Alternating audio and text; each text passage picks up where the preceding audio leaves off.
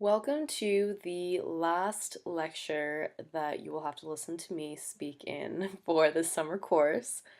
Don't be too excited. I know that you miss listening to my wonderful voice across these videos. And today we're going to talk about youth sports, and it's video lecture 6.3. So, a great Wayne Gretzky quote. He says, I played everything. I played lacrosse, baseball, hockey, soccer, track, and field. I was a big believer that you played hockey in the winter, and when the season was over, you hung up your skates and played something else. And this quote really emphasizes the difference between specialization and sampling. So, specialization is when you play one sport very specifically, and that's the only sport you play. Versus sampling is Wayne Gretzky over here, playing his hockey, soccer, track, and lacrosse, where you play different sports in different seasons throughout the year, and you have a wide base of motor skills that you utilize when playing these sports. Personally, I was an early specializer. In a sport like tennis, specialization is generally very much encouraged. So I played tennis and basketball until I was 12 and then only played tennis after that. So early specialization is defined as a high volume of deliberate practice in one sport by age 6 or 7 and a low amount of deliberate play. Deliberate play is free play activities such as running, jumping, catching, but more organized by kids themselves who modify their own rules. An example of deliberate play is playing soccer in the backyard.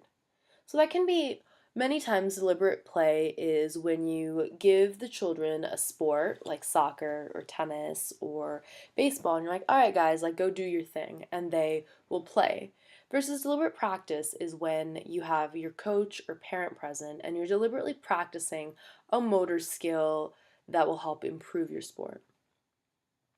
Support for early specialization assumes that deliberate practice will be more beneficial in the long term compared to deliberate play. Sampling is spending more time in deliberate play, and this includes practicing a variety of sports through middle school and possibly even high school. And specialization does occur still, but only later on in high school or college level. So, who benefits from what? Elite athletes in these sports tend to have a background in sampling. And these sports include ice hockey, field hockey, basketball, baseball, and rowing. And this is because peak performance occurs before maturation.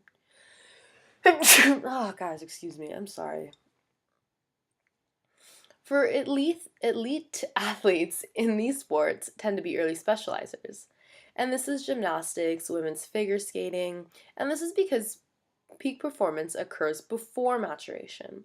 So in sports that where the peak performance will occur after you mature, it is probably better to sample. There is, however, very high pressure to specialize. Because in spite of the benefits of sampling, the focus moves towards early specialization.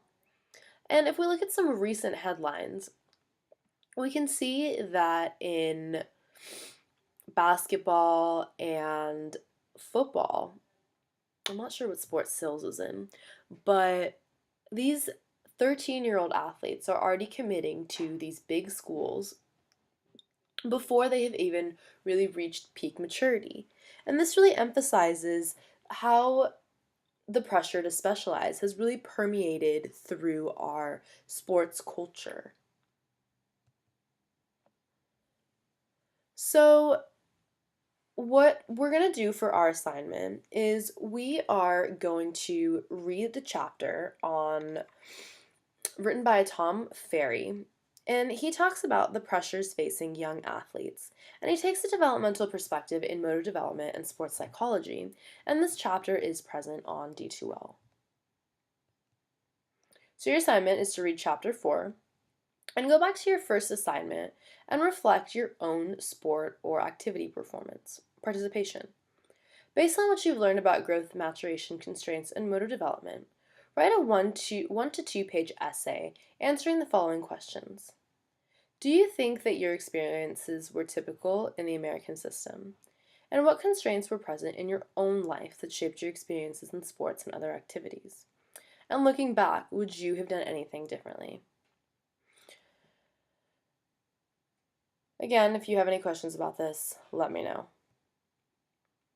Cool. So that's the end of our last lecture in this course.